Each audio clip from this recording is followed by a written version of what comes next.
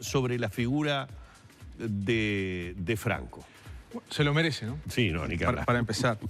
No, el luego fue como el descubrimiento de esta figura que dejó tanto y que aún hoy muchas personas lo evocan, lo siguen escuchando, se siguen emocionando con su creación. Entonces, me parecía que también, si bien los iracundos son enormemente populares, y mucho más en el exterior, Sí. Faltaba como cierto foco sobre la figura de este creador, que fue su líder, fue el hombre que escribió todas las canciones de los iracundos, escribió muchísimas canciones. Entonces, como que me pareció muy interesante entrar en su figura a través de una serie de personas, su familia, fans, otros artistas que lo homenajean a él, ponerlo en foco, ¿no? Ponerlo en foco y dar una dimensión de lo que fue este creador. Un poco ese fue el objetivo. Y también una cuestión de la experiencia evocativa y emocional de uno, digamos, ¿no? Cuando me encuentro por casualidad haciendo otra película con el busto de Eduardo Franco en Paysandú, dije, claro, Eduardo Franco. Y qué poca visibilidad que tiene en Montevideo. Sí. ¿No? Y ahí un poco empezó, y bueno, luego conozco a la hija y ahí se empieza como a desarrollar lo que es esta experiencia de retratar en ausencia a Eduardo, ¿no? Para eso toman el testimonio de muchas personas seguidoras, ¿no? ¿Qué retratos emocionales justamente, bueno, qué variedad de hay muchas, hay muchas. Hay desde un escultor que hace años que está como con el trabajo de elaborar una estatua y llevarla de bronce, un programa de radio que todos los sábados es un programa de radio sobre los iracundos y sobre Eduardo Franco. Una persona, Felipe Fagián, que tiene contactos telepáticos con el propio Eduardo Franco. Entonces hay como la familia que guarda su acervo. Entonces hay como una diversidad de puntos de conexión con el artista que la película lo que plantea es que no, la gente que está allí no es que sepa mucho sobre Eduardo Franco, que lo sabe. Sobre todo es gente que siente mucho sobre Eduardo Franco y con Eduardo Franco. Por eso de emocional, ¿no? Porque no es una biografía de las típicas donde se descarga un montón de información sobre la niñez, la adolescencia y luego lo que fue el trayecto de los iracundos, que como toda banda siempre hay muchas historias para contar, ¿no? Sí, obviamente. Sino que esto se centra en ese tipo de vínculo emocional, afectivo, que tiene mucha gente en torno, que podría haber sido de una coralidad interminable. Porque, yo te voy a preguntar, ¿por qué estos personajes y no otros? ¿Cómo llegan y por qué la elección de Claro, bueno, llegan algunos ya en la preproducción ya se habían detectado claramente la familia y muchos, y sobre todo sanduceros, ¿no? Hay como un epicentro del relato que es Paysandú. Totalmente. Porque perfectamente podría ser un documental extendido en Latinoamérica. Sí, claro. Porque seguidores podrás encontrar en toda Latinoamérica. En Perú y en Ecuador es algo impresionante. Sí, sí. Pero bueno, no, pero hay un punto de vista que dice, bueno, Paysandú, la tierra donde salieron. Y donde hoy está este sentido evocativo muy fuerte. Y luego, sinceramente, muchas de las personas que participan se fueron como metiendo mismo en el rodaje de la película. O sea, fueron apareciendo en el proceso mismo de documentar. Que eso para mí, que es un tipo que ya hace tiempo que me dedico a esto, me interesa y me gusta, me siento muy cómodo. No creo mucho en ir a cotejar una investigación previa, sino que también hay que negociar con el azar y... Con lo que surja. Y darle lugar a lo que surja. Eso es parte del hecho de documentar. O sea, el contacto con la realidad. Y luego manejarla a eso, ¿no? Entonces, pero siempre en esta atmósfera eduardista, se puede decir, que rescata también la forma de ser de un pueblo, la idiosincrasia de una ciudad del interior, el vínculo que tenemos los uruguayos con nuestros ídolos. Y probablemente un tiempo, ¿no? Un tiempo. Y ahí va una pregunta que estaba pensando en hacerte. ¿Qué mensaje tiene para las generaciones que no cayeron en la influencia de los... Yo creo que hay muchos mensajes. Acá hay como la exposición de una obra que creo que puede ser absolutamente reinterpretado en el presente. De hecho, hay en el preestreno Los Nuevos Creyentes, que es una banda rock actual, que es rock, no es melódico pop, hizo canciones de los iracundos y que perfectamente es aplicable para otros géneros. Creo que un poco ese es el mensaje. O sea, no es... Generalmente el documental se le exige, y yo entiendo, un poco de bajada de línea. Acá no hay. Acá es una cosa muy como para sentir y hay como para agarrarse en muchos lados. Hay como muchas sintonías o frecuencias que creo que es para muchos tipos de espectador, que pueden identificarse con una historia o con la otra. Creo que por ese lado va.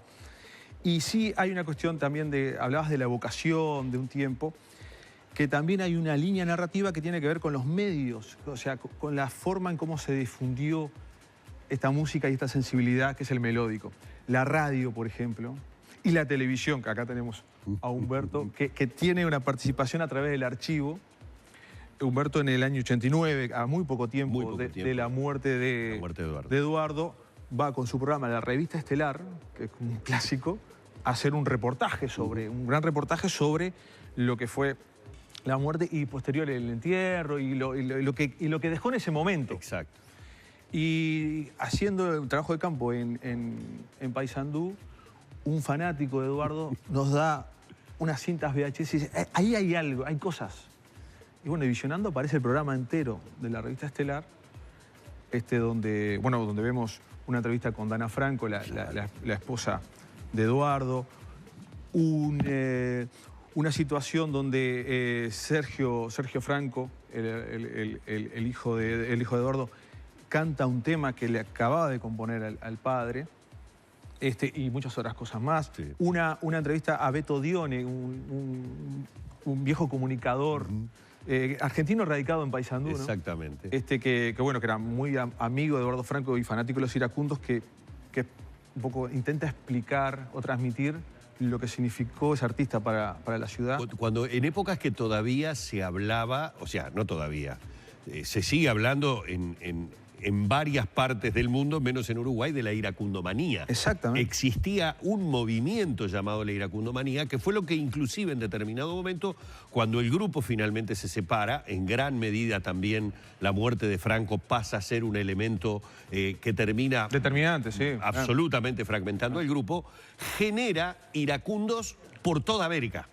¿Pero por qué? Porque hay un sello, una manera de cantar al estilo de Franco, hay una manera de hacer Puerto Montt, o sea, podrá ser reversionada todas las veces que se quiera, pero Puerto Montt tiene un toque determinado, un sello determinado, que es el sello de Eduardo Franco, un creador que, con el mayor de los respetos por la enorme cantidad de músicos y prolíficos compositores y creadores que tenemos en el Uruguay, nadie llegó a la venta, a la masificación y a la cantidad de éxitos uno tras otro que todos salían de la cabeza de Eduardo. A mí me llama la atención eso, cómo logró diversificarse tanto por Latinoamérica.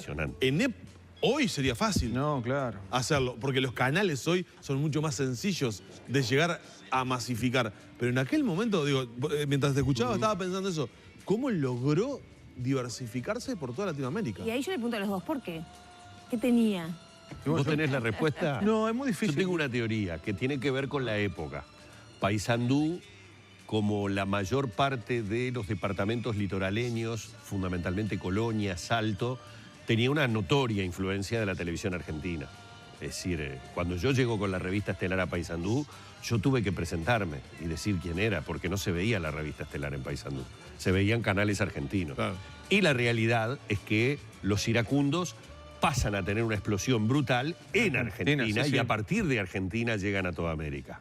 Por eso, lo que decía muy bien, que vamos a dar a conocer la figura de Eduardo Franco en Montevideo, porque para los montevideanos eran los iracundos, pero no la figura de Eduardo Franco como realmente el hacedor y el creador. Mi teoría pasa por eso. Es que va por ahí, porque bueno, Buenos Aires es como el centro cultural del Cono Sur.